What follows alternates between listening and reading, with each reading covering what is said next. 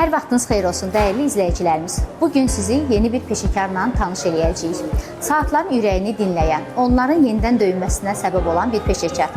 Bəli, doğru tapdınız, saatsaz. Gəlin görək bu peşənin sirlərini kimdən öyrənəcəyik. Hər vaxtınız xeyir olsun Cabbar bəy. Sizə saatlara olan sevginiz necə başladı?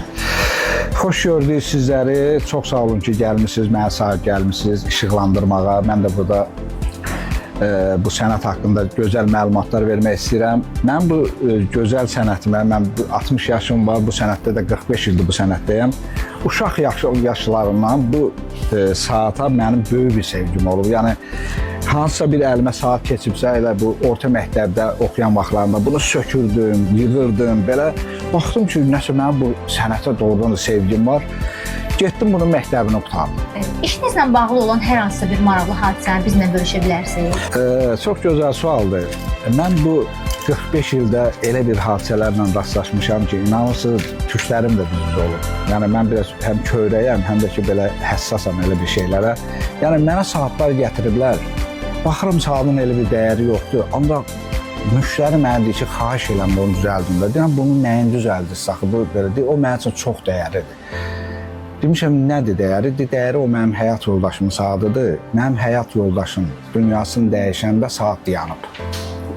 Yəni, o nəinki bir nəfər olmuyor da, bu mənim yanıma dəfələrlə gəliblər. Biri gəlir deyir ki, mənim həyat yoldaşım dünyasını dəyişəndə divar saatı dayandı. Biri deyir, Napolni saat dayandı. Özdə ki, canın tapşıran vaxtında o dəqiqədə saat. Bu, mən həmişə efirlərdə demişəm ki, bu Allah Taala'nın bir möcüzəsidir. Cabbar bəy, saatları düzəltmək, təmir etmək çox həssas bir işdir. Səbr tələb eləyir. Sizcə bundan əlavə saatsazlığın çətin tərəfi nədir? Bəli, həqiqətən də çox çətin sənətdir. Ancaq sənətin peşəkarı olandan sonra çox asan bir sənətdir. Həqiqətən də bu sənəti öyrənəndə, təzə məktəbdə oxuyan vaxtlarında fikirləşirdim ki, belə xırda işlər, belə, yəni bunu mən, yəni bunun öhdəsindən gələ biləcəm.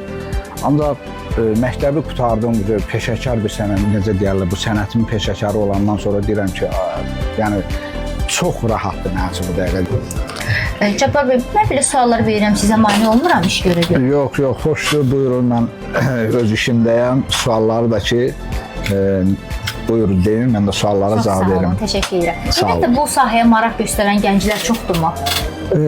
Maraq göstərən gənclər çox azdır. Baxmayaraq ki, mənim tələbələrim var, biri də mənim oğlumdur, bayaq gördünüz elə, mənim yanımda işləyir. Başqa tələbələrim də var 2 nəfər, biri Sumqayıtda işləyir, biri də Bakıda işləyir.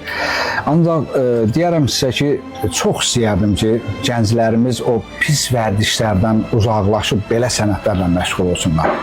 Dəyərli izləyicilərimiz, bu dəfə saatsaz peşəsinin nicəliklərini öyrəndik. Bütün saatsazlara işlərində uğurlar arzulayırıq. Növbəti verilişdə bizi gözləyin, hansı peşəni biz sizinlə tanış edəcəyik.